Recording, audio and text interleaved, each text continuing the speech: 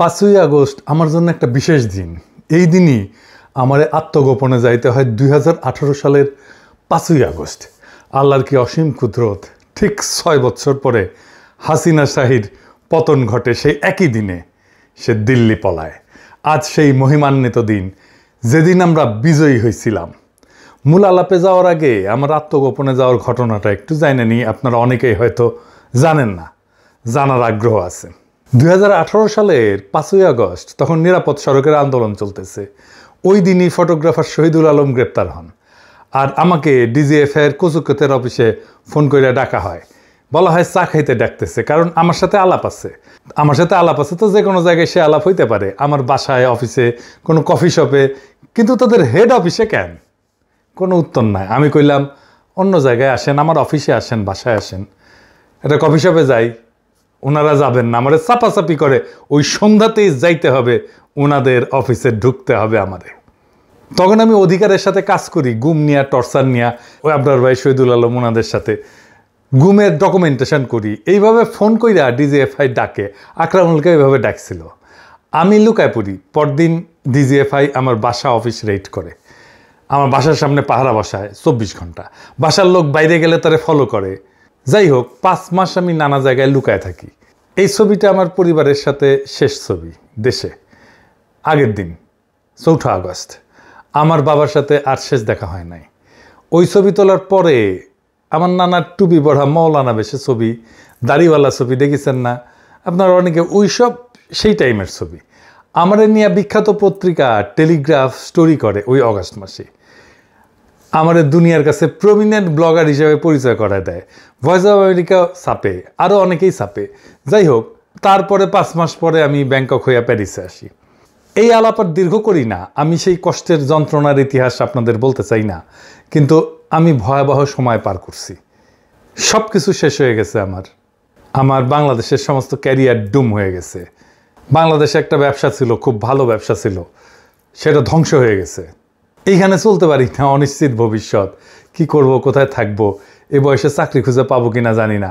একের পর এক চাকরির দরখাস্ত করি, ডাকে না। ফার্নিচারের দোকান আছে না, ইকেয়া, আপনারা চেনেন, সেখানে ফর্কলিফট অপারেটরের চাকরিতে অ্যাপ্লাই করেছিলাম, সেখানেও নেয় নাই। বলছে এই চাকরি তুমি করবা না। কত রকম মানুষ কতভাবে সেই চরম ভালনারেবল টাইমে আমার প্রতারণা করছে, তার হিসাব নাই। এর মধ্যে আমার বগুড়ার আর ঢাকার বাসায় নিয়মিত পুলিশ হানা দেয়, একের পর এক মামলা দিতেছে। ভয়ঙ্কর ভয়াবহ অবস্থা। যাই হোক, এসব বললাম যে এই টাইমটা ছিল আমার জন্য একটা রোলার কোস্টার রাইডের মতো। আপনি যখন সবচেয়ে ভালনারেবল, সেই সময় আপনি রোগাক্রান্ত হন। আপনি যখন সবচেয়ে দুর্বল, আপনার রোগ প্রতিরোধ ক্ষমতা যখন সবচেয়ে কম, তখন আপনাকে ব্যাকটেরিয়া ভাইরাস আক্রমণ করে। আমারও করেছে। হ্যাঁ, সোশ্যাল ব্যাকটেরিয়া, সোশ্যাল ভাইরাস এই সমাজের। তবে আমার ওই সব টাইম পার না হইলে আমি কখনোই ভবিষ্যতের জন্য তৈরি হইতে পারতাম না, আজকের জায়গায় আসতে পারতাম না, এটাও ঠিক। যাই হোক, আমার এই জার্নিতে আমি কি শিখলাম, আর কিভাবে হাসিনা উৎখাতে ভূমিকা রাখলাম, কেন রাখলাম, কোন তরিকায় রাখলাম, সেইটা এবার একটু আলাপ করি।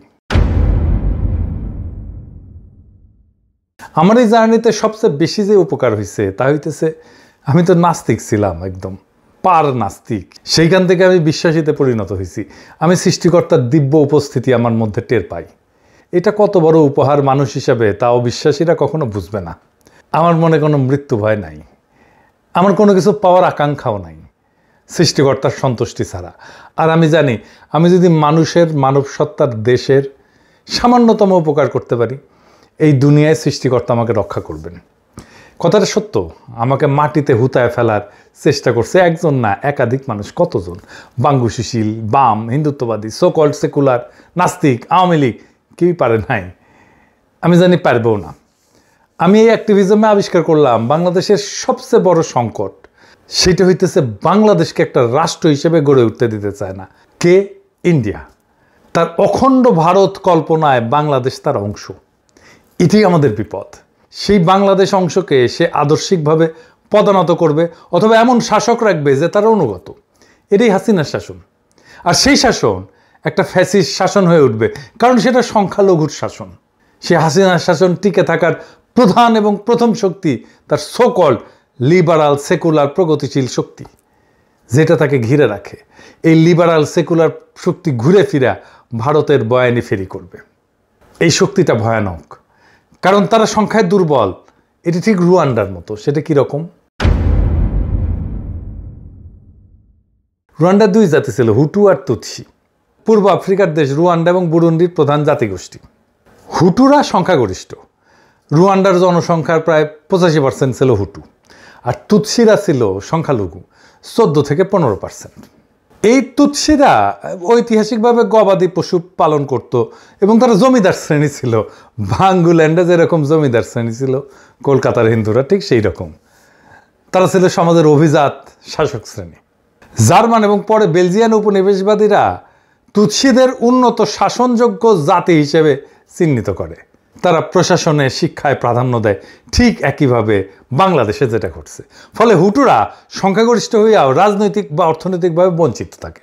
বাংলাদেশে একই ঘটনা দেখেন, সেই জমিদার প্রথা, সেই কলকাতার হিন্দুরা, বাংলাদেশের সাধারণ মুসলমানরা হুটু, আর ক্ষমতাসীন প্রগতিশীলরা তুৎসি। এখনও তুৎসিরাই ক্ষমতায়। দুর্বলের শাসন ভয়ঙ্কর হয়, কারণ তারা সবসময় ভয়ে থাকে। এই মনে হয় জয় বাংলা হয়ে গেলাম। এরা নৃশংস হয়, এরা প্রতিশোধ পরায়ণ হয়। আমি যেহেতু এই সিপিবি ঘরানার লোক, তাই আমি আবিষ্কার করলাম যে এই ঘরানা, এই বাঙ্গুল্যান্ডের এই তুৎসি ঘরানা, এটা দুর্বল। শিক্ষা দীক্ষায় দুর্বল, মেধায় দুর্বল, পেশাগত সাফল্যে দুর্বল। এদের বয়ান চুরমার করে দেওয়া সম্ভব। এদের সাথে কেউ ফাইটে যায় নাই। কেন যায় নাই জানেন? যারা যাইতে পারতো তারা যায় নাই। সে ভয় পায় যে তাকে সাম্প্রদায়িক, মৌলবাদী, হিন্দু বিদ্বেষী এগুলো টেকায় দেয় নাকি। সে তার ইসলামী নাম পরিচয় নিয়ে লজ্জিত এবং বিব্রত থাকে। এই কাজটা খুব ইন্ডিয়া ভালোভাবে করছে। গতকালই একজন আমারে বলতেছে যে, আমার পোস্টে এসে, যে ইন্ডিয়া যেইভাবে বাংলাদেশকে দেখাইতে চায়, আপনি সেই দিকে নিয়ে যাইতেছেন বাংলাদেশকে। আপনি আসলে ইন্ডিয়ার উপকার করতেছেন, আপনি বাংলাদেশের শত্রু। ইন্ডিয়া আমারে নিয়ে কি ভাবলো সেটা দিয়ে বাংলাদেশের রাজনীতি নির্ধারিত হবে? বাংলাদেশ কি ইন্ডিয়ার ইচ্ছা অনুযায়ী চলবে? দেখলাম কে একজন কইতেছে, আমার অ্যাক্টিভিজমের ফলে পশ্চিমবঙ্গে বিজেপি জিতবে। পশ্চিমবঙ্গে বিজেপি জিতবে নাকি সিপিএম জিতবে, সেটা নিশ্চিত করা কি আমাদের দায় নাকি রে, নাকি দায়িত্ব? এইগুলাই ইন্ডিয়ান ফুড সোলজারদের কাজ হয়ে ওঠে বাংলাদেশে। এই বাংলাদেশের লিবারাল সেকুলাররা বাংলাদেশের শত্রু। আসলে বাংলাদেশের রাজনীতিতে অবধারিতভাবে ইসলাম থাকবে, ধর্ম হিসাবে, মূল্যবোধ হিসাবে, ভ্যালুজ হিসাবে, জীবনযাপন পদ্ধতি হিসাবে। সেটাই স্বাভাবিক, সেটাই ন্যাচারাল। ইসলাম তো পশ্চিমের এই গ্রেকো রোমান খ্রিস্টান কালচারের চাইতে প্রোগ্রেসিভ, প্রগতিশীল। সেই ন্যারেটিভে বাংলাদেশের রাজনীতি নির্মাণ করতে হবে, তাহলে এটা টেকসই হবে। তাহলেই বাংলাদেশের স্বাধীনতা, সার্বভৌমত্ব রক্ষা পাবে। একমাত্র তাহলেই আমরা অখণ্ড ভারতের রাষ্ট্র কল্পনা ঠেকায় দিতে পারবো। দেখেন একটা এক্সাম্পল দিই। চরমনায়ের পীর সাহেব, উনারে শরিয়া আইন নিয়ে খালেদ মহিউদ্দিন নাস্তানাবুদ করে দিল। ওই শরিয়া কি এখন অন্য পৃথিবীতে অন্য জায়গায় চালু আছে? এরকম কোনো উদাহরণ কি আমরা দেখবো? মানে আমরা এরকম শরিয়া দেখতে চাই বা এরকম শরিয়া দেখতেছি, ধরেন এই পৃথিবীর অন্য কোনো আমাদের শরিয়া, আমাদের দর্শন, হ্যাঁ আমাদের দর্শন, আমাদের শরিয়া, হ্যাঁ হ্যাঁ আমাদের কোরআন ও হাদিসের মধ্যে দেয়া আছে। এখনকার কোন রাষ্ট্র আছে কিনা? আমার মধ্যে দেখেন এখনকার কোন রাষ্ট্র ব্যবস্থা আছে কিনা, এরকম রাষ্ট্র ব্যবস্থা আছে কিনা? আফগানের মধ্যে আপনারা দেখতে পারেন, সেখানে শরিয়া অনেক বেশি। কার মধ্যে? আফগানিস্তানের মধ্যে। আফগানিস্তানের মধ্যে। আপনি আফগানিস্তানের মতো একটা বাংলাদেশ বানাতে চান? হ্যাঁ, বানাতে চাই। আর ইরানের মতো? দেখেন, ইরানের ব্যাপারটা হলো, যেখানে ইরানের যদি ভালো ভালো যে দর্শনগুলি আছে, ইরানের যে ভালো দর্শন, ওকে, যেটা শরিয়াতে সাংঘর্ষিক না। আমেরিকার যে ভালো দর্শন, শরিয়াতে সাংঘর্ষিক না। ইংল্যান্ডের কোনো ভালো দর্শন, শরিয়াতে সাংঘর্ষিক না। রাশিয়ার কোনো ভালো দর্শন, যেটা ইসলামের সাথে সাংঘর্ষিক না। এরকম জনগণের স্বার্থে। ওকে ওকে, তাহলে আমি মোরলেস মনে করতেছি যে আফগানিস্তানে এখন যে শরিয়া ভিত্তিক রাষ্ট্র ব্যবস্থা চালু আছে, আপনি বাংলাদেশে আপনারা যদি নির্বাচিত হন তো সেরকম একটা শরিয়া ভিত্তিক রাষ্ট্র ব্যবস্থা চালু করতে চান, তাই তো? এই হইতেছে বাংলাদেশের সেকুলার স্ট্যাবলিশমেন্ট, যে শরিয়া আইনকে একটা পরিত্যাজ্য ভয়ঙ্কর আইনি ব্যবস্থা হিসেবে দেখাইতেছে। সেকুলারদের এই পুরা ন্যারেটিভ, এবং চরমনায়ের পীর সাহেব দাঁড়াইতে পারলেন না আর্গুমেন্ট নিয়ে। সেকুলারদের এই পুরা ন্যারেটিভ ভেঙে দিতে হবে। বাংলাদেশের 82% মানুষ শরিয়া আইন চায়, তো এইটাকে কি আপনি গণ অভিপ্রায় বলবেন না? কিন্তু এইটা নিয়ে ইসলামী রাজনীতি যারা করেন তারাও কথা বলতে ভয় পান। তাদের কাছে এটা ব্যাখ্যা নাই, যেন ইন্ডিয়া এসে মেরে ফেলবে এটা বললে। এই জায়গায় আমি আবিষ্কার করছি আমি খুব সহজে পাল্টা ন্যারেটিভ দাঁড় করাইতে পারবো, শক্তিশালী ন্যারেটিভ দাঁড় করাইতে পারবো, সুরমার করে দিতে পারবো ওদের ন্যারেটিভ। ইন্ডিয়ান ন্যারেটিভ সব কয়টা জয় বাংলা করে দিতে পারবো ইনশাল্লাহ। আপনারা দেখছেন এর মধ্যে আওয়ামী লীগের পতন হয়েছে 2024-এ, কিন্তু তার রাজনৈতিক ন্যারেটিভ জয় বাংলা হয়েছে আগে। আমি বলতেছি না যে আমি একাই করছি, আরো অনেকেই করছেন। তাই ইন্ডিয়ারে বাংলাদেশে পরাস্ত করতে হইলে তার ন্যারেটিভ পরাস্ত করতে হবে, এইটাই এখনকার কাজ। তাছাড়া বাংলাদেশের স্বাধীনতার সার্বভৌমত্ব আমরা রক্ষা করতে পারবো না। এই লড়াইয়ে আপনি হাসিনা বিরোধী লড়াইয়ে যারা সাথে ছিল তাদের অনেককেই শত্রু হিসেবে আইডেন্টিফাই করবেন, তারা আপনার শত্রু হয়ে দাঁড়াবে। আপনারা দেখতেছেন কারা শত্রু হয়ে দাঁড়াইতেছে।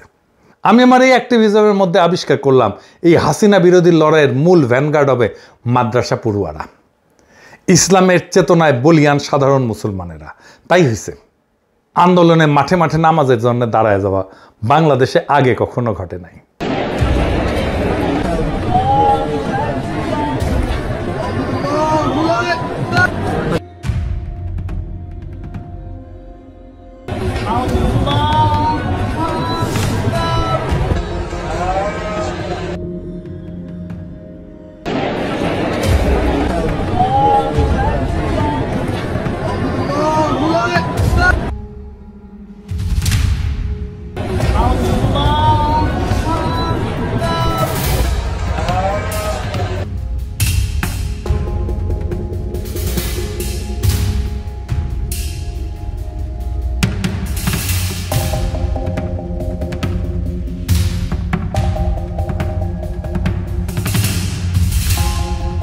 গণভবনের দখল নেওয়ার পরে নামাজে বৈশা অজরে কাঁদছে সবাই। ওরাই ছিল এই বিপ্লবের লড়াকু সামনের সারির সৈনিক, এমনকি সেনাবাহিনীর সৈনিক, বিজেপির সৈনিক, পুলিশের কনস্টেবল, এরাও ছিল এই সাধারণ মুসলমানের সন্তান। সেই জন্য তাদের বন্দুকের নল আমাদের দিক থেকে ঘুরে গেছিল। বাংলাদেশের এই শক্তি সমাবেশের বিষয়টা মাথায় রাখবেন। এই সময়টা আসবে, আমি জানতাম হাসিনা পালাবে, হাসিনার শাসন টিকবে না। আমি অবিশ্রান্তভাবে এই বয়ান ফেরি করছি, হাসিনা পড়বে, খুব শীঘ্রই পড়বে, সেটাও আমি বলে গেছি। আশার আলো জাগায় রাখছি আর আওয়ামী ন্যারেটিভ ভাঙছি একের পর এক। 5ই আগস্ট শুরুর রাতে আপনাদের সবাই মনে আছে দেশের সমস্ত মুক্তিকামী মানুষ আল্লাহমুখী হয়েছিলেন, তাহাজ্জুদ পড়ছেন, যেটা জাতি হিসেবে অভাবনীয় ঐতিহাসিক ঘটনা। এমনকি যারা তেমন ধর্মকর্ম করতেন না তারাও আল্লাহর সাহায্য কামনা করছেন। এইটা মাথায় রেখেন, এটা একটা গুণগত পরিবর্তন ঘটে গেছে। 2024-এর নির্বাচনের পরে সবাই যখন হতাশ হয়ে হাল ছেড়ে দিল, তখন আমি ভারতীয় পণ্য বয়কট আন্দোলন শুরু করলাম। দাবানলের মতো ছড়ায় গেল সেই আন্দোলন সারা দুনিয়ায়। মানুষ একটা কিছু হাতে পাইল আঁকড়ায় ধরার মতো হতাশার মধ্যে। আপনারা দেখছেন কারা কারা সেই সময়ও আমার বিরোধিতা করছে। আপনারা এখনো দেখেন কারা কারা আমার শত্রুতা করে। আমি এদের হেদায়েতের জন্য প্রার্থনা করি। তারা জানে আমাকে থামাইতে না পারলে সমূহ বিপদ। আমাকে বিরক্ত করার চেষ্টা করে, মানসিকভাবে বিপর্যস্ত করার চেষ্টা করে, আমার টাইম নষ্ট করার চেষ্টা করে। তারা জানে পিনাকি আওয়ামী ন্যারেটিভ ভাঙছে সাকসেসফুলি। যদি ইন্ডিয়ান ন্যারেটিভ ভাঙে তাইলে বাংলাদেশ তো হাতছাড়া হয়েছে, অখণ্ড ভারত হান্দায় যাবে। তারা জানে পিনাকি ন্যারেটিভ বানাইতে পারে, শুধু তাই না মানুষকে বুঝাইতেও পারে। এর মধ্যে পিনাকি ভট্টাচার্য বামনের পোলা, বাম রাজনীতি করে আসা, আবার বাংলাদেশি হিন্দু, তারা ইন্ডিয়া কোনোভাবেই ঠেকাইতে পারবে না। তারা জঙ্গি বইলা, তারা ইসলামপন্থী বইলা, তারা মৌলবাদী বইলা খারিজ করিয়া দিতে পারবে না। তারা মনে করে এটা ঘরের শত্রু বিভীষণ, ইন্ডিয়া সব বয়ান ভাঙ্গা যাবে ইনশাল্লাহ। তাই তারা আমাকে হুতায় দেওয়ার সব চেষ্টা করবে। আপনারা সেটা দেখতেছেন, আরও দেখবেন। কিন্তু আমি বলছি তারা আমার শিখতে পারবে না। হাসিনা পতনের পরে ঠিক 1 বছর হইল, আমরা আগাইছি নাকি পিছাইছি? এই প্রশ্ন অনেকেই করতেছেন, অনেকের মধ্যে হতাশা। আসেন এই ব্যাপারটা একটু বুঝে দেখি। আমাদের লক্ষ্য হচ্ছে বাংলাদেশের ভবিষ্যৎকে সুরক্ষিত করা। বিএনপি, জামাত আর এনসিপি যদি ন্যূনতম কয়েকটা ইস্যুতে একমত হয় তাহলে দেশ রক্ষা পাবে। 1 নম্বর হইতেছে যেই দল ক্ষমতায় যাবে তারা কিভাবে বিরোধী দলের সাথে আচরণ করবে। তারা কি শান্তিপূর্ণভাবে ক্ষমতা হস্তান্তর করবে? তারা কি দমন নিপীড়ন করবে? তারা কি ভোটের ফল মাইনে নেবে? ভোটকে কি প্রভাবিত করবে না? এই প্রশ্নগুলোর উত্তর থাকতে হবে। 2 নাম্বার, বিরোধী দল সরকারের সাথে কিভাবে আচরণ করবে। তারা কি আওয়ামী লীগের মতো 200 দিন হরতাল করবে? 3 নাম্বার, ভারত কি আবার স্পেস দিবে? আবার মাতব্বরি করার জায়গা দেবে, দাদাগিরি করতে দেবে এবং ভারতের অন্যায্য আচরণকে মেনে নেবে। 4 নাম্বার, ইসলাম প্রশ্নটাকে কিভাবে ডিল করবে, সেকুলারদের কায়দায় ডিল করবে। 5 নাম্বার, বাংলাদেশ রাষ্ট্রটাকে যেটা আমরা গড়তে পারিনি সেটাকে কি গড়বে।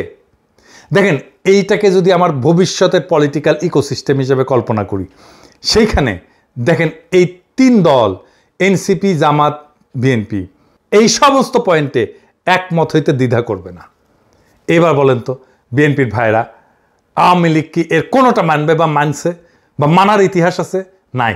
তাই যারা আওয়ামী লীগকে ভোটে আনার কথা বলে বা আওয়ামী লীগ নিষিদ্ধের বিরুদ্ধে বলে, তাদের থেকে দূরে থাকবেন, তাদের দিয়ে প্রভাবিত হবেন না, কারণ তারা এই ইকোসিস্টেমটা ভেঙে ফেলবে। দেখাই দিয়ে একজনকে খুব বিএনপি প্রেমী আসছে, তাসনিম খলিল, যে আওয়ামী লীগ নিষিদ্ধের বিরুদ্ধে বলে, আওয়ামী লীগকে নির্বাচনে আনতে চায়। সাবধান থাকবেন এদের ব্যাপারে। আজ 1 বছর পরে হিসাবের খাতা খুললে অনেকেরই মনে হবে আমরা যেই পথ পরিক্রমা শুরু করছিলাম সেই পথের শেষের মঞ্জিলে কি পৌঁছাইছি?